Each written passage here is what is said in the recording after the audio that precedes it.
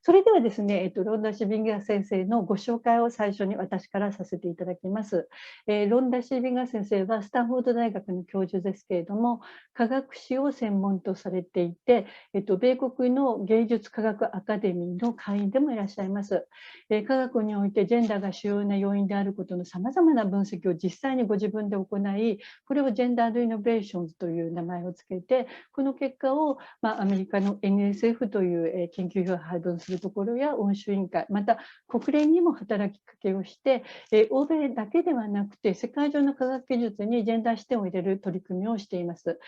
あくまでも科学の質の向上が目的で、女性の参画を目的としているものではありません。彼女の研究は当初スタンフォード大学にでもなかなか受け入れられない、大変だったんだっていう話は聞いたことがあるんですけれども、徐々にジェンダードイノベーションの重要性の理解が広まってきたと思います。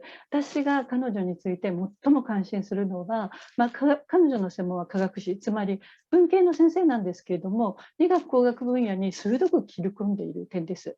私もよく彼女にいろいろ質問するんですけれども、彼女は分からないことを自分のその時点での意見を言うのではなくて、スタンフォード大学の専門の教授のところに行って納得できるまで理解して、そして自分の考えを持って私にも説明してくれると、本当に素晴らしいなと思います。日本でも総合値が求められる今、まさにこのような研究や活動が広まる必要があるのではないかと思い、今日は皆さんにも聞いていただきたいと思います。So Londa, I explained the importance and the meaning of gender innovations and what you tried and contributed to gender innovation activities. It's a time to start your talk. So could you start your presentation, Londa? Yes, thank you. Thank you. It's a pleasure to be with you today. And it's an honor to speak after Dr. Watanabe. She's a valued collaborator. Today we explore gendered innovations. Let me get my slides started.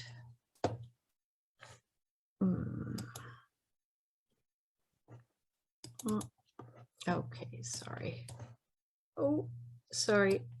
Okay.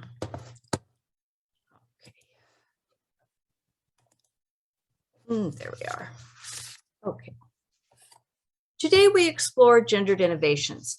Gendered Innovations was produced through a large international collaboration involving the European Commission, the National Science Foundation, and Stanford University. And we've now expanded into South Africa, Latin America, and parts of Asia. And I'm pleased to be with you here in Japan today. Gendered Innovations has brought together over 200 basic scientists, engineers, and gender experts in a series of collaborative workshops. New policies have been implemented across the European Union, as Dr. Watanabe was saying, Canada, the United States, and South Korea. And we've also expanded into Silicon Valley with a series of tech roundtables for industry leaders such as Google, Facebook, and the like.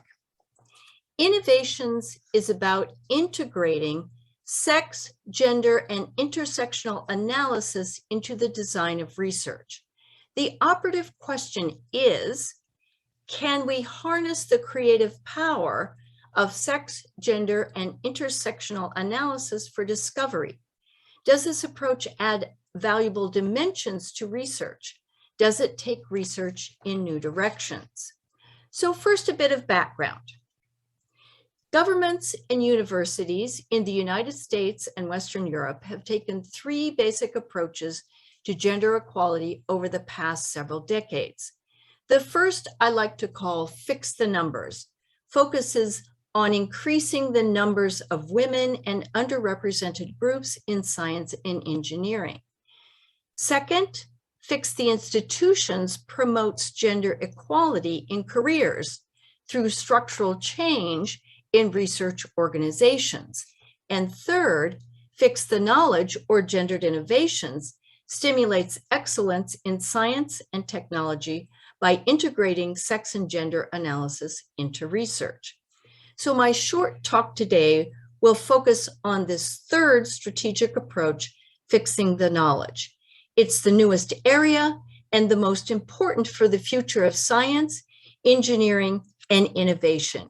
And this is what gendered innovations is all about. It's crucially important to get the research right from the very beginning. And this is the goal of gendered innovations. This project develops state-of-the-art methods of sex and gender analysis and provides case studies to illustrate how gender analysis leads to discovery and innovation. And in this talk, I'll discuss some of these case studies with you. So why might this be relevant to your research? Maybe you collaborate with the European Commission. Beginning in 2020, the European Commission's Horizon Europe strengthens their gender dimension in research, requiring applicants to integrate sex and gender analysis into the design of research from the very beginning in order to receive funding. If sex and gender analysis is not relevant to the work, the applicant must explain that it is not. To support this policy, the European Commission held a 2-year expert group, which I directed. This group consists of 25 experts from numerous fields of science, from biomedicine to marine science to machine learning and environmental sciences. And our results were published here and on the Gendered Innovations website. So, but first, let's make sure we're all on the same page. What do we mean by the term sex? And what do we mean by the term gender? So sex is about biological characteristics such as height, weight, genes, hormones. Gender, by contrast, is about cultural attitudes and behaviors, the things you wear, the way you have your hair, the types of activities you do, such as science or dancing or whatever it might be. So a lot of us think of sex and gender in binary terms, man, woman, male, female. And gender is moving quickly beyond just men and women. A 2020 US poll showed that 0.6% of the population, or nearly 2 million people, identify as transgender and other gender flavors, such as gender fluid. And we know that some 15 countries allow a third sex category on legal documents, such as birth certificates, passports, and the like. These countries include Germany, Australia, and India. And in the United States, at least 18 states allow this. The goal of gendered innovations, then, is to add value to research by ensuring excellence in science and technology. It is to add value to society by making research more responsive to social needs, and to add value to business by developing new ideas, patents, and technologies. So let's move now to my examples. Let's dive in. So my first example is something that Dr. Watanabe was talking about. I take it from computer science, and it's about natural language processing. And I start with a story. So some years ago now, in 2012, I was in Madrid and interviewed by Spanish newspapers. I don't read Spanish, so when I returned home, I wanted to know what the article said, and I put them through Google Translate. And I was shocked that I was referred to repeatedly as he. Londa Schiebinger, he said, he wrote, and occasionally it thought. Google Translate has a male default. So how can such a cool company as Google make such a fundamental error? Google Translate defaults to the masculine pronoun because he said is more commonly found on the web than she said. And this is the interesting part. We know from Ngram that the ratio of he said to she said has fallen dramatically from its peak in 1968 to a ratio of 2-to-1 in the year 2000. And this change, this cultural revolution, parallels the women's movement and, in the US, government funding to increase the number of women in science. With one algorithm Google wiped out 40 years of revolution in language, and they didn't mean to. This was completely unconscious gender bias. So the fix, in about 2012, 2013, Gendered Innovations Project held a workshop where we invited 2 natural language processing experts, one from Stanford and one from Google. They listened for about 20 minutes. They said they got it, and they said we can fix that. So fixing is great, but constantly retrofitting for women is not the best road forward. And I had to ask myself, how is it that Google engineers, many of whom are educated at Stanford, you have to remember that Google is about 20 minutes down the road from Stanford, how can they make such a mistake? And what are we at Stanford doing wrong? Well, for one thing, we don't teach gender analysis in core engineering courses, something that we are now trying to fix.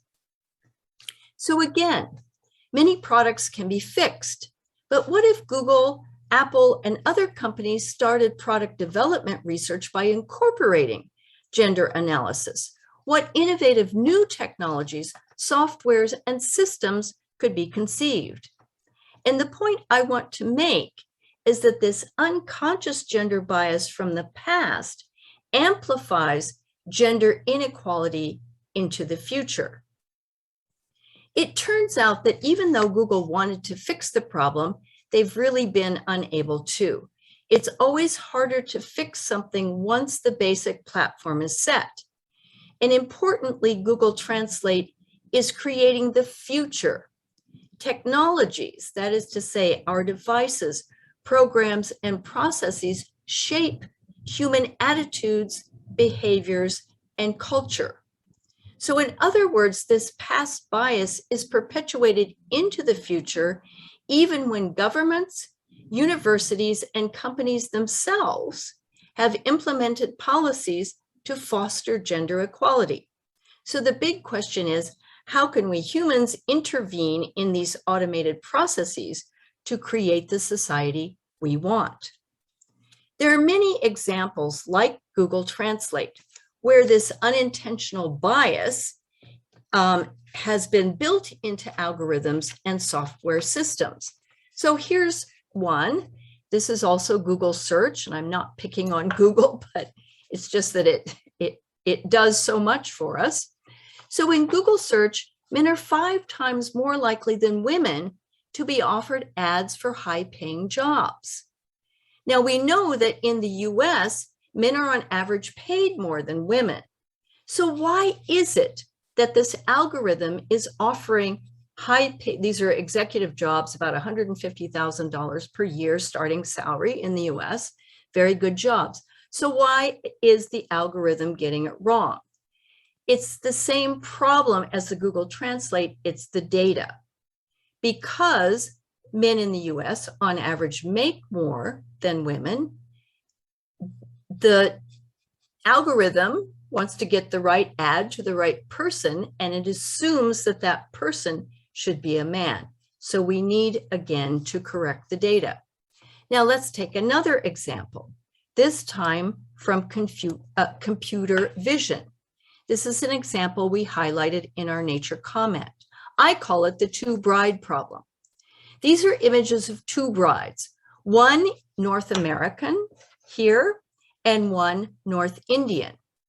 So a photo of a traditional US bride dressed in white is correctly labeled in these computer vision programs as bride, dress, woman, wedding. But a photograph of this North Indian bride is incorrectly labeled performance art, red, costume. So why is this? Again, it's the issue of the biased data behind the algorithm. In this case, in ImageNet, a data set of more than 14 million labeled images that fuels research in computer vision. So more than 45% of the images in ImageNet come from the United States, even though we are only 4% of the global population. By contrast, India and China contribute only 3% of the images to ImageNet, but these countries represent 36% of the world's population. So we need data sets with appropriate global diversity. So we think of cultural diversity, but we also want to think of the issue of global diversity. Now, each of these examples I've given are important, but what do you notice about them? So think about it for a second. So each example focuses on only one social dimension in isolation, either gender, as the case with the Google Translate and the Google search, or cultural diversity, as the problem with the two brides. This is why, but we need to focus on a higher level problem, and that is intersectionality. So what do we mean by intersectionality?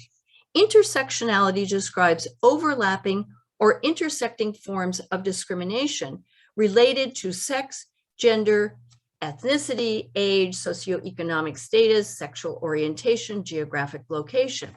The term was coined already in 1989 by the legal scholar Kimberly Crenshaw to describe multiple forms of discrimination intersect. Now, let me show you how this works and how we get a more correct answer when we use intersectional analysis. And I'm going to show you research from Joy Bolamwini in her work called Gender Shades. Now, I'd love to show her her video, which you can see online. It's very good, but we don't have time. So in Gender Shades, intersectionality, that is to say here, how gender and race intersects, provides the insight that facial recognition cannot see Black women's faces. They just can't see Black women. So we do the analysis, and here's the intersectional analysis.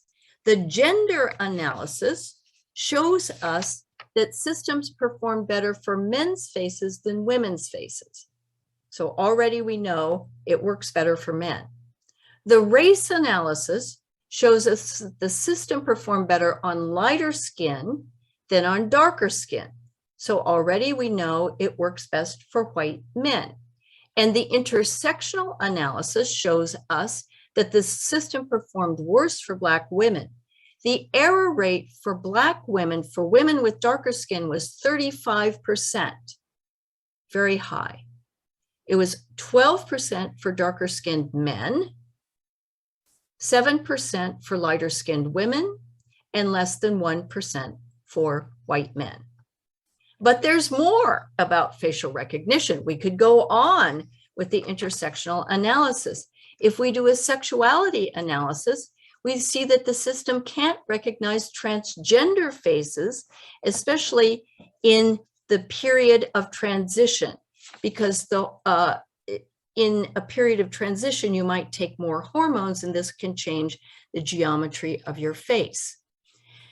Then gender analysis is also interesting because we see that facial cosmetics can reduce the accuracy of facial recognition by up to 76%.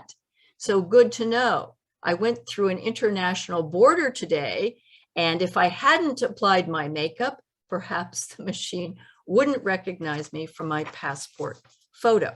So lots of interesting things to know. Now let me add about facial recognition. Getting the data right and making the technology see everyone is one aspect of the problem with facial recognition, but there are larger issues with security. Transgender people, for example, may not want to be tracked by facial recognition systems at all. The potential misuse of facial recognition has led to several actions. Belgium, for example, has declared the use of facial recognition illegal. San Francisco in the US, in California, the city in California, doesn't allow the police to use facial recognition. In many cases, it's not allowed to be used in schools. Now, gendered innovations is all about solutions. And I don't have time to go through the technical solutions to these issues, but you can read about them on the website in machine learning, one of our methods, analyzing gender. You can read about it in our Nature comment or in our Nature article, Sex and Gender Analysis Improves Science and Engineering.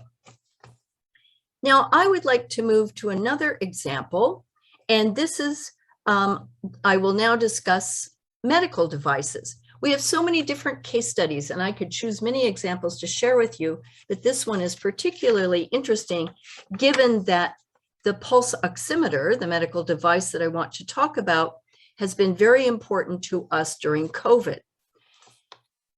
So let me again take the example of bias related to skin tone, and I'll discuss here the pulse oximeter. The pulse oximeter was first patented in Japan in 1972 by Takuyo Oyagi. The pulse oximeter allows us to measure the oxygen in our blood without taking blood samples. And this was a great step forward. I think you all know the pulse oximeter. I have one here.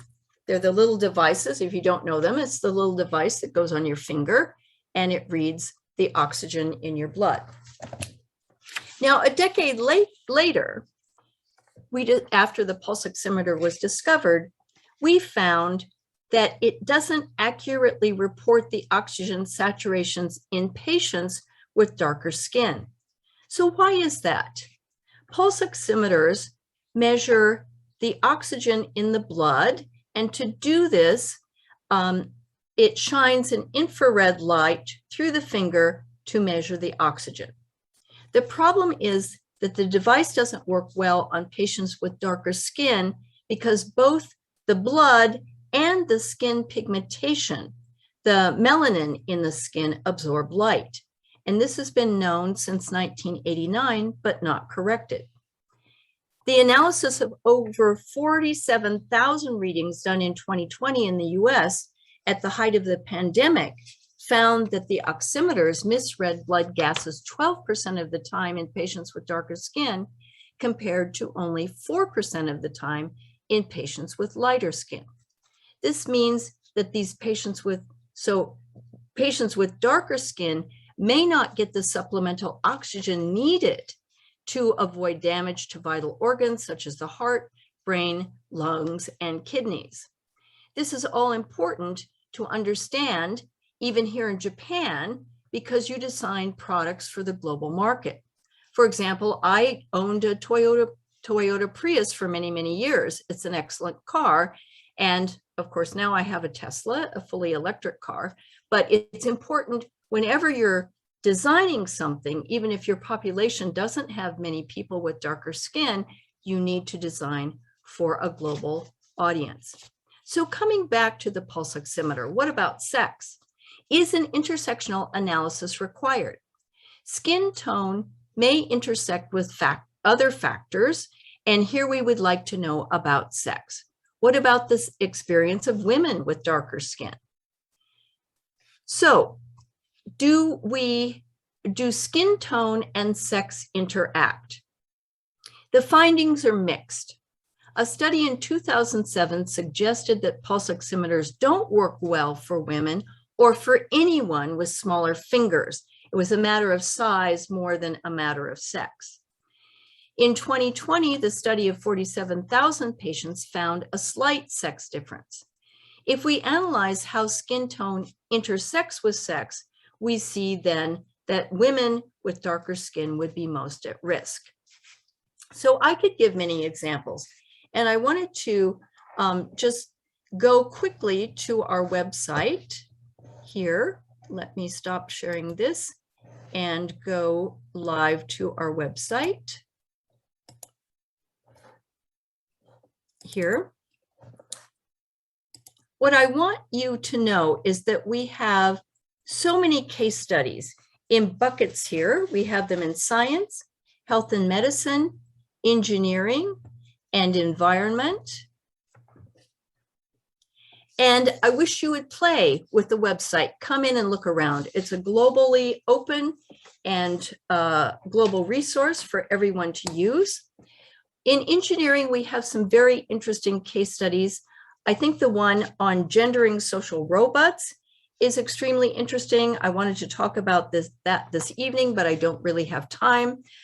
We saw a lot of wonderful Japanese robots in the Olympics, and many were simply kind of functional rolling carts, but some looked like human beings. They were anthropomorphized. That is to say, they were built in a human shape.